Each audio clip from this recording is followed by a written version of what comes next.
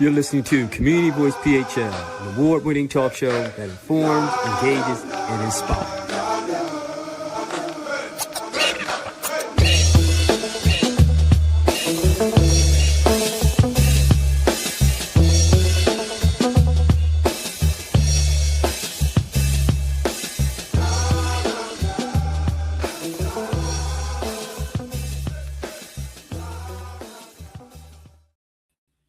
Hey, thanks again for tuning in to Community Voice PHL Talk Show, an award-winning talk show that highlights the value-based programs and services that people in the community are doing all across the nation and right here in the tri-state area.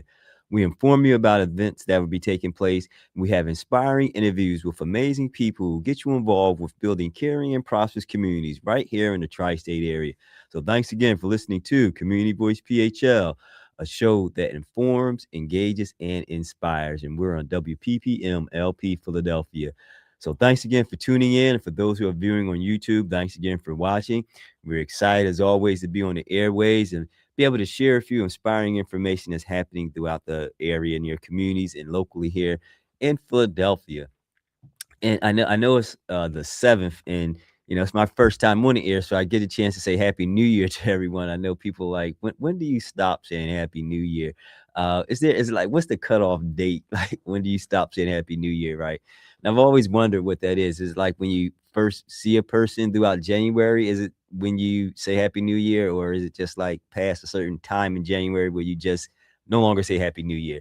But just throw that out there. If you want to give me an answer to that question, send us an email to communityvoicephl@gmail.com. Just always thought that was a funny, whimsical thing that I think about from time to time. When do you stop saying Happy New Year? Not in the sense of, not celebrating the new year, but in the sense of the year's already, taking place. It's already, a couple days in. Do you still say Happy New Year on the 15th of January or 20th of January? Or when do you stop saying Happy New Year? But nonetheless, like I said, since this is my first time on the airways, Happy New Year to you all. I hope all of your new year is getting off to a prosperous and joyful start. And I hope that if you do resolutions, or if you do any commitments, or if you do any faith-based assignments that you have, that you stick to that, and that you continue to go forward and be prosperous in that space. So yeah, just wanted to get that out the way, because this is going to be an exciting year. It's going to be an exciting opportunity for us to delve into some really good guests, as we always have throughout the years with Community Voice. So we thank you for your continued support, and always for your continued comments that you do in your emails and all the things that you have. And as you know, if you continue listening to Community Voice throughout the past years, we always begin the year with our Smart Start series. And our Smart Start series is a time when we bring in subject matter experts, many of them who have been guests on our shows before. Many of them have been guests that many of you are asked to have come back. And we have them start off our year for Smart Start series of information, insights, and wisdom, so that you can have your year get off to that smart start. Because I mentioned that many of us have, resolutions or commitments or obligations that we're going to delve into to make ourselves better this upcoming year, as we have done throughout the past years. And this Smart Start series, I like to believe, helps us to get on that pathway to being our best selves throughout this year, and then continuing on throughout our lives going forward. So we always want to start the year off with our Smart Start series. And I believe it's going to be really beneficial, as it always has been throughout the past years. So we're going to have, from physical fitness and wellness, mental health, finance. We're going to have fashion. We're going to have subject matter experts all throughout this month of January, and then a couple more into February as well, so that we can begin to, really get our year off to a smart start. So we're excited about that.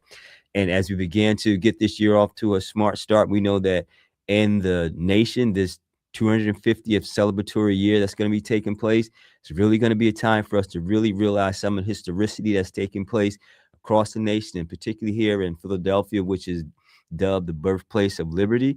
And we're going to start to see a lot of things that are going to be really resonating, that's going to help us to really embrace the understanding of the importance of our nation and what's been accomplished for all people that's been able to be part of this nation being what it is today. And I know I don't want to get into the politics of it all, but I know some folk are probably saying, yeah, well, whatever. But I'm not going to get into that. I'm going to get into what we're really talking about, the good part of our country, our nation, our city, and how we can celebrate and embrace those things. And we can really understand how our community can be built up because of that. And when we think about the things that are being built up in our community, we want to think about how we can help and support each other in that space. There's areas where we can always be able to benefit from each other, and there's areas where we can always make sure we can be better at in ourselves to help those who are in need. So, I got a guest today that's going to be able to share with us some tips and techniques that really help us to be able to ground ourselves in a wellness space. I have a guest who, again, he's been on the show before. Many of you have probably even had the opportunity to attend some of his sessions. I have Dennis Davis. Dennis is an experienced inspirational leader, youth mentor, and over 200 hours of certified yoga instruction. Driven by his passion for healing, driven by his passion for healing, he uses his gift of storytelling to guide his community in the practice of yoga. As an inspirational leader, his goals include discovering, cultivating, and utilizing other gifts to be specific needs and meet those needs in specific communities to address them in a way that makes them determine their primary passion of wholeness and healing. Dennis has been recognized by his peers for his extraordinary commitment to youth mentorship and program development. After an awakening, after an awakening, one night of his soul, he became the founder of Trapdoor Inc. 2007, a nonprofit organization geared towards helping youth escape the traps of their minds. Trapdoor Inc. sole purpose is to create a space where individuals, groups, organizations, and communities can utilize mentorship, traditional and ancient forms of healing, such as yoga, meditation, and natural foods, to bring life back into our communities. So again, I'm extremely excited and thankful to have on the show again my good friend YogiDen, Dennis Davis. Hey. Thanks for being on Community Voice PHL Talk Show. Oh, for sure, for sure. Thank you. Thank you. Can you hear me clearly? Yeah, I mean, we can hear you real clear. You're coming in loud and clear. So appreciate you taking time to be on. So thanks. Of course. I, I know I read your bio. I stumbled through it a little bit, but It's all right. I wanted to just make sure that I've read the things that are really pertinent towards the impact of the work that you're doing. Because when we think about yoga and the aspects of how it can really shape and change not just the mind, the body, but the life trajectory of someone, I really think of the inspiring work that you do. And you do that for not just the youth, but you do it for the adults as well. Yes. So just in essence, though, just talk a little bit about your work, what got you into, and then we can jump into our conversation. Absolutely. So it's always an honor to be with you every time, Jeff, I man. Thank you for appreciate it. hosting this space. Yeah, Appreciate it.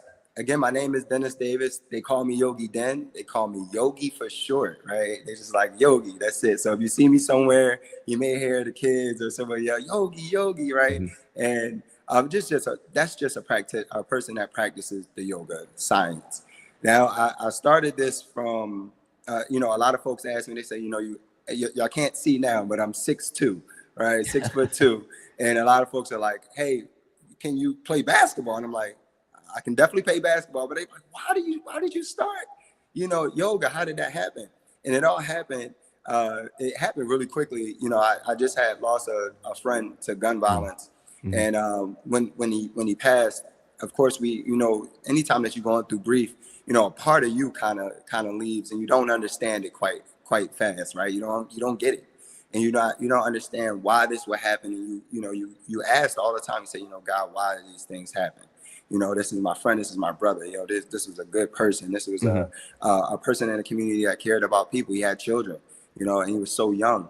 And then, you're trying to discover those answers.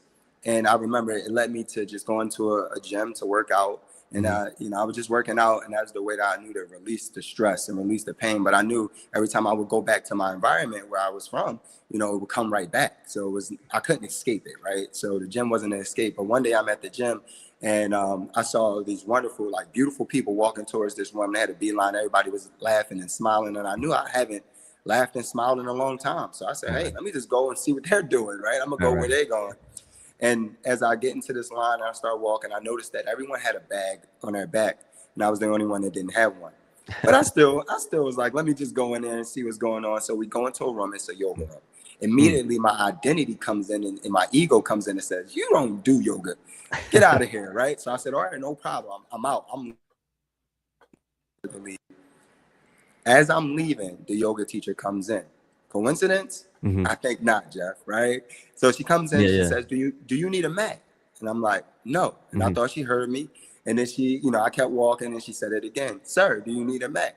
I got the gut feeling. And I was like, and I walk in to the studio and there's only one spot left, is at the front. And I'm at the front and I'm having an anxiety attack. But again, nobody knows this, right? 'Cause nobody's paying attention to me. But I'm having this attack, and then the attack turned into a panic attack. Oh, now, wow. I don't know if any of your viewers had a panic attack before, but it feels like you're dying. And I was like, oh God, this is how I'm going out, in the yoga room. I don't even want to be here. And this is how I'm going out. So I sat down and I started to breathe and I just listened to this young lady's voice. And I started to calm down. And we did the yoga practice, and at the end it was a meditation. And in this meditation, again, I started to just listen to this young lady's voice. She's telling me that she's talking to the whole crowd. She's telling everybody that they're doing great. But I thought she was just talking to me because I always felt like I was the one that wasn't doing so well. And then it happened. The room went dark, and I went into this space of just complete bliss and like love. And I just felt like no ego there, no nothing. And that's when my friend came to me, the one that passed, and he told me, he said, Dennis, I need you to understand that it's not your fault, not my fault, not your fault. What are you talking about? Not my fault. He said, it's not your fault that I'm no longer here. And I said, what do you mean? And then he started to show me that I blamed myself because 2 days before he passed away, I was supposed to meet with him, and I didn't. And I blamed myself because I thought I could have changed the trajectory of his life if I would have just met with him. And he died 2 days later after I was supposed to meet with him. And I blame myself for that subconsciously and consciously. And then he said, yo, it's not your fault. And then he told me, he said, then it was, that was my fault. This is, it was on me because, God came to me 3 times to give me an out, and I didn't take it. I chose the streets each time. He said, so it had nothing to do with you. He said it had something to do, it had everything to do with me. And I cried there on that mat, tearing up and just letting all of that guilt go because, God can see further than us, right? Right. And I'm thinking it's my fault. I'm thinking it's all me, and nobody could tell me nothing different. Nothing different. And then that day changed everything for me. So then I knew yoga wasn't just stretching that day. I knew this was a science. This was something faith-based, right? This was something that can come and change the trajectory of a lot of people that blame themselves and have guilt and have shame and all of these different things. And it's not that, right? It's just our ego coming through like that. So that's what started me on my path to just teach the science and find out what happened to me. And then when I found out what happened through the science of yoga, I said, I want to be able to teach that.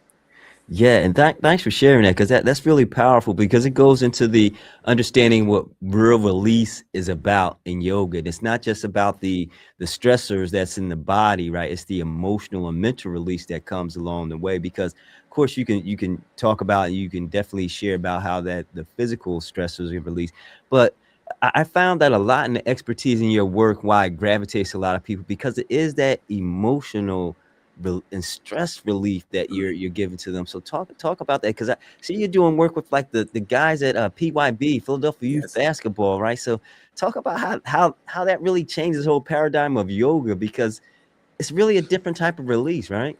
It is. So you're talking about tension in our body. We have so much tension, just the way that our society is set up. Everything moves so quickly. And when we do that, our breath moves really quickly. And then we're breathing from a fight or flight response all day long. So when we're doing that, we don't even know how to relax, right? Let alone how to breathe. Hold up. Pause for a second. How do we relax? Give me give me and our listeners a quick smart start. How do we relax in 2026? Because you know what? There's still those folk getting on our last. Yes. First, conscious breathing, right? So we got to learn how to breathe. We somehow forgot how to breathe when our society like got really quick and really fast and really abrupt. Everything is about going and get it, hurry up, don't wait, don't sleep, don't do these things. So that caused this fight or flight to turn on. So when we take the stimuli, when we close our eyes, when we close, no music, no nothing, and take our senses back within, we can start to consciously breathe and take the stimulus, take all of the things that's happening outside of us and put that at a stop. And that's what we kind of need to do. There's something called three-part breathing. Three-part breathing, where you breathe from the lowest part of your abdomen, and then you rise up to your rib cage, and then you breathe up to your shoulders. Now, our lungs, when we're just resting and then we're breathing in this society, we're breathing about a half a liter of air or of oxygen. Our lungs are taking in. However, our lungs actually can take up to 2.5 to 5 liters of oxygen. So that means we're shortchanging ourselves, and we're not giving our cells, our brain, our body, our muscles, our tissues, the full amount of oxygen that it needs. Not even close. Yeah. So if the muscles can't relax, then we're not going to be able to relax. We can't. So it starts with a three-part breathing from the lower abdomen, the rib cage, and then the collarbone. So that's not like the count to 10 things? Is that sort of like that? No. No. So yes and no. But we do like box breathing too. Box breathing is another one where you start to breathe, you count in for count of 4, hold it at the top for a count of 4, and then exhale slow for a count of 4, and then hold it at the bottom for a count of 4. But if you're counting to 10, that's great, right? Because then that means you have to breathe in. If you can inhale for 10 seconds, I mean, you're doing belly, chest, and collarbone. So yes. Got you. So cool. So now, as we talk about the Smart Start series, one of the reasons why I wanted to bring you on, because again, the scope of the work that you're doing, I definitely want our listeners and viewers to follow you in your show notes, to have information about how they can get in contact with you. But really flesh out, what are some ways that we can have our viewers and listeners get off to a smart start with yoga, mindfulness, and wellness from your perspective? So if you can, share some of those tips and techniques, that'd be greatly appreciated. First one, we always want to start with the breath, because I know we were talking about New Year's, and you got to look at it like not just a new year, not just a new day, but each new breath, right? A conscious breath is bringing new life in. So the more conscious breaths you take a day is going to take you to the next level. The next thing, of course, this is very difficult for us, right? But we're working on it, and that's our eating. That's our eating, right? So our digestive system, what we're having going on now is our digestive system is getting so much food, and it has to work overtime, right? Because we'll eat late, and then we'll go to sleep, and then we'll wake up and we'll eat again. But the digestive system didn't digest fully, right? So we have to give it some time. So I would say at least 12 hours, family. Let's start at least 12 hours without feeding a machine food. And then and if you do have to feed it food, you want to feed it something light. And that is, okay, Yogi, what do I drink? Teas, herbal teas. Okay, lime water in the morning. Why do you do lime water? Because that starts the digestive system, right? That gets it primed and ready, right? And that also brings electrolytes to the cells. That also starts to release some of the toxins that's in the body. Okay, the second thing is you want to start with is a fruit, right? You want to start with water-based foods, whole foods. So blueberries, you want to start with blueberries. You want to start with some fiber too. You want to go with an apple, something like that. That's why they say an apple a day keeps the doctor away, right? Because that's fiber. That's going to allow you to release. Now, in the rising, this is a routine now. We're on a routine, good people. What we want to do is some squats. And then you and Yogi, why am I doing squats, right? It's like, out of all things, I can't do some jumping jacks. I can't do. Okay, what squats allow you to do is to, once you go down in the squat, it starts the legs start to massage the abdomen area, abdominals, where your intestines are, right? So the intestines are there. It starts to help them move the bowel through. And when you do this, when you sit in the squat, especially if you're in a deep squat, that allows the large intestine, the colon, to face down for release. So what you'll start to see is that you'll go to the bathroom in the morning. Okay. In a rising time, then they right? The stomach being the second brain, that's saying is once you release, once the stomach is empty, the mind starts to work better. The brain starts to work better. So that's how you can start in the morning smarter. So eating and breathing, I would say those two things starting. Okay, so now we got the morning routine going.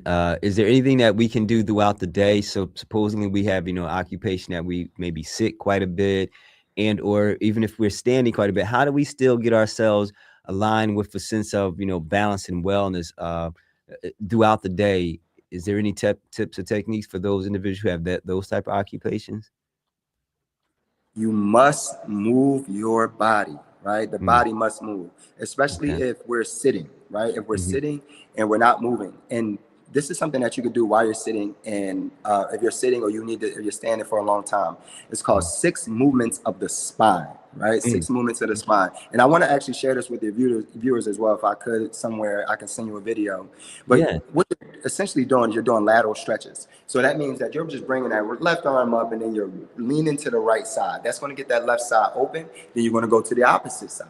Hmm. Another thing you want to do is get the arms open. Both arms will be open. You reach back, open up the chest, get some spine, get the spine lengthened. You look up, Hmm. and then exhale, you come back in, right? So that's 4 directions here. So you open up, and then you'll close up. Then you want to get a twist in. So you'll bring that, maybe your arms are out to a T, and then you'll twist to the right, Hmm. and then you'll come back, and then you'll twist to the left. And that'll be the 6 movements of the spine. You do that, that keeps the spine healthy, and it keeps your body engaged, and it keeps you with a whole bunch of energy throughout the day. Mm, that's awesome. So those are things you can do just as almost as quickly as you just demonstrated it right now. So it doesn't take a lot of your break time, right? Absolutely. Yeah. Absolutely. Cool. So that's what's up. So also one of the things I want to just touch on, I saw on your Instagram post, and I know it's past Christmas, but you did this thing about the Grinch, the story about the Grinch. Yes. Would you mind sharing about that? Because I thought that was really powerful how you unpacked the story about the Grinch. Okay. I'm so glad you're on my Instagram. You're looking at these things, Jeff. This is Yeah, incredible. yeah. So, one of the things that you heard Jeff speak about in the bio was that I tell stories. And the reason why I tell stories is that helps our, not just our youth, but our adults connect to something that may, because when we get down on the mat, our minds start to race. No matter what people tell you and say, oh, yoga, you get on the mat and your mind just goes empty and goes blank and it's all bliss. That's far from the truth, right? The truth is you get on the mat and now the mind starts to go and you're like, oh my goodness, you're thinking about what you need to make for tomorrow. You're thinking about what you need Right, to do. You're thinking right. about where you need to go Mhm, and all of these things, right? So what the breath does, it helps you get into your body. And mhm, once you're into your body, now we can start telling a story. And we want to tell a story about something that you know, maybe a childhood favorite like the Grinch. mhm, Now, people know the Grinch as a Christmas story, but the Grinch has amazing properties and principles to it. So the Grinch that stole Christmas was really about healing your inner child. mhm, So the Grinch, again, if you know the story, the Grinch was 8 years old when he got bullied, when people were laughing at him. He couldn't find safety. So what did he do? What a lot of us do. What did I do when my friend passed away? I went in isolation. So the Grinch went into isolations and he said, I can't trust nobody because of how they do me. His ego came in and said, you see how it is? When you try to show love to people, when you try to be like other people, they don't love you back. And how many times have we did that? How many times have we trusted and got stabbed in the back? How many times have we tried to love and somebody didn't love us? And then we said, you know what? We're going to look at the world much different with hate, with anger and all these different things. So when he isolated himself for 45 years. How many of us are mhm, still 10 years later, 12 years later, 15 years later, heart still closed, still haven't forgiven somebody, still haven't forgiven yourself, right? So he goes up on that mountain and he stays there. And one day he thinks, you know what? It's time to get back. I got to go rob these people because, they did me dirty. So now I got to go do them dirty. How many times have we right, go and say, you know what? The person did me wrong and I'm going to do them wrong. Or it starts to bleed into your other relationships, mhm, right? Somebody did you wrong. They backstabbed you. And now you don't trust the next person that you with. And now they get the brunt of it. So these things bleed over. So then he went down, he tried to, he took everything. But then he found out that those people, although they treated him poorly 45 years ago, that wasn't the whole worldview. That wasn't mhm, their actual. That wasn't their actual personality. Their actual personality was with love. And then he mhm, was able to open his heart again and accept them asking him to come down and having Christmas with him. And that was big too, because now you got to accept that the same armor that once protected you is now hindering you. right? And now you can take off the armor, and now you can open yourself up to be vulnerable again, and you will be accepted. And that was his lesson. So that was the big lesson for the group there, and it was beautiful. It was very emotional, but yeah, we were able to release and get some forgiveness of self there that day. Yeah, and I like the way you unpacked that, and I appreciate you sharing it again. Hopefully, I didn't put you too much on the spot, but I like that because it was about healing that inner child, as you mentioned, because typically we look at the Grinch and we see it from a different view, but when we understand how you unpack, that's that inner child that many of us still need to unpack and heal from some things and, grow from some things. And your practice in the storytelling and then the yoga meditation that soon follows allows for that to open up and be released in a total way, just as you talked about in the beginning, that release. So yeah, man, thanks for sharing that story, man. I appreciate that because when I saw that and you were doing that on Instagram, I was like, wow, that's powerful. I never looked at it that way for the inner child, that Yes, the Grinch was really fighting against. And he yes. got that healing 45 years later. But the hope is that because we're talking about it now, Yogi Den, that someone won't take 45 years. Maybe it'll take 4 or 5 days or 4 or 5 hours, and they'll come to either yourself or someone that they can get that help from. Woo. Speaking of coming to yourself, tell our viewers and listeners how they can get in contact with you. I know we'll have it in the show notes. And if there's anything that you got coming up before we wrap up this segment that you want to share with our viewers and listeners. Beautiful, beautiful, beautiful people. Two things I want to share. One thing I want to share before I get into where you can find me is that we suffer two things, primarily two things. And that's one, our imagination, right? We start to imagine things. We start to see things in the future. We start to make up stories in our mind. And that causes worry, and that causes fear, and that causes stress in our minds because we're making up something in the future that's not actually happening. We do that all the time. Right. And this is what I tell the students. I'm like, yeah, you taking a test and you already see the F on the test, right? Before you even took it, right? That sends you in a fight or flight. You already see yourself on punishment and all of these different things. It's like, no, right? Be present. And the second thing that we suffer is our memory. And just like the Grinch, right? When somebody just backstabbed him, he thought that everyone would do the same thing, right? So he's going back. I can't trust anybody because of what happened to me before. And we suffer our memory sometimes. The most beautiful faculties that we have, we're suffering. So that's why it's important to come back to the breath and come back to the present moment. Okay. I'm going to get that PSA out. Yeah, definitely. Very hard to do to come to that present moment all the time, but it's a Well, practice. well, now they know if they're having that challenge of doing it, they know who to go to. So That's right. so there. So I primarily teach. I teach all over the place in Philly, and now we're moving even out of Philly and teaching different spaces with youth and with adults. But I primarily teach at the Six Man Center on 4520 West Second Avenue. It's called PYB, and at Space and Grace, which I'm at right now, 6120 Green Street in Germantown area 19144. My classes are primarily on Sundays, and the rest of the classes they're spread out and with community organizations. So please come see me on a Sunday at Space and Grace, 6120 Green Street, and you can find all of this stuff on Instagram at YogiDen33, and then you can also go on Space and Grace, spaceandgrace.studio website to find all of the classes here at the studio in Germantown. Black-owned, women-owned studio. My sister Aisha owns the studio. Okay, shout out Aisha. Yes. And then lastly, we're hosting, for those that are like, I want to go on a path. I want to know more about yoga. I want to understand the introduction to yoga. Not a 200-hour, right? That doesn't come until later, but we're doing a 50-hour intro to yoga happening at this studio here, and that's starting February 5th. And you can find all the information on spaceandgrace.studio, where you can sign up for the early bird now up until the 16th. So please, if someone wants to go on a path and wants to learn more about the science, I encourage you to sign up. Well, we're going to get them to sign up because we're going to promote it here on Community Voice. Right. And also, we're going to have it in the show notes as well so that people can come out and just, definitely take part in the great work that you're doing because you're doing some fantastic work. So we appreciate all that you are doing. So Yogi Den, man, we definitely going to have you back on to follow up and make sure we're staying fit and well and all that good stuff. And if anything that you're having, we're going to come out and support in the community. So we appreciate you and thank you for being the first guest for 2026 for our Smart Start series, getting our audience and viewers off to a great start.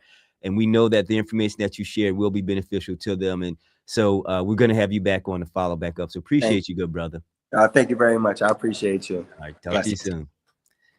So that was YogiDen giving us the smart start for 2026 as we center ourselves in mindfulness and wellness. And as he mentioned, the breathing techniques, that's going to be really important. So be on the lookout for the next week's episode as we continue our Smart Start series. We're going to have a subject matter expert to come on and talk about the mental health and wellness aspect of it so that we can get ourselves not just physically right as we did with YogiDen, but also now we're going to get into the mental wellness part. And then after that, the following guest will be talking about financial wellness. So we're going to get all of ourselves together in a Smart Start series for 2026. So appreciate you tuning in. This is Jeff Jones for Community Voice PHL Talk Show. Remember, if it's happening in your community, we need to hear your voice. Peace, and we are out.